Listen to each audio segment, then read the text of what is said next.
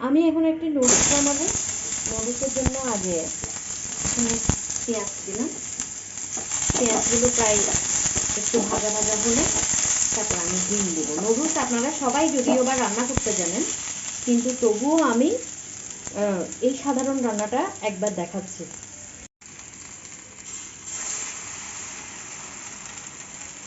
আমি একটি ডিম দিলাম, আমার প্রয়োজন, আমি যতটুকু নুডলস রান্না করবো ঠিক ততটুকু ডিম দিলাম। আপনারা আপনাদের প্রয়োজন মতো ডিম দিবেন।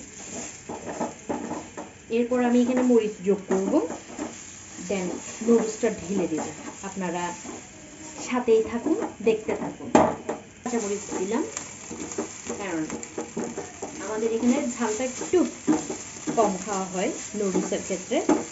আপনারা আপনাদের প্রয়োজন মতো ঝাল অনুসারে ঝাল দেবেন, যে যেমন খেতে পছন্দ করেন। অবশ্য আমি এখানে নুন হলুদ আগে অ্যাড করে ফেলেছি। ডিমটা প্রায় লাল লাল হয়ে আসছে, আর একটু কালার আসছে, তারপর আমি নুডলস অ্যাড করে দেব।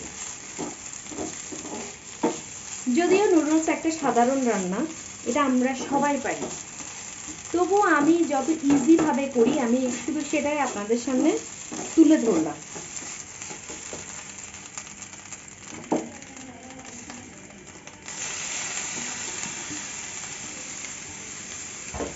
আমি নুডলসটি আগে সিদ্ধ করে একটু পানি দিয়ে ধুয়ে রেখে দিয়েছিলাম। ওই ভিডিওটা যদি আমার স্কিপ হয়ে গেছে, ভিডিওটা করা হয়নি।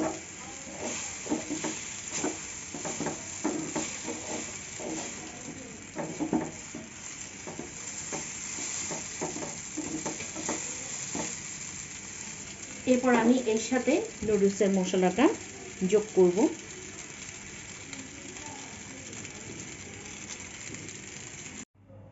এটাই আমার নুডলসের ফাইনাল লুক। জানি এটা সবাই জানেন, সবাই করতে পারেন, তবে আমি বলছি এটা অতি সাধারণ রান্না, আমি আমার মতো করে আপনাদের কাছে রিপ্রেজেন্ট করলাম। নমস্কার, সবাই ভালো থাকবেন এবং আমার বঙ্গ কিচেন ডিলাইট চ্যানেলটি সাবস্ক্রাইব করে দিবেন, আর ভালো লাগলে লাইক শেয়ার কমেন্ট করবেন। Bye bye.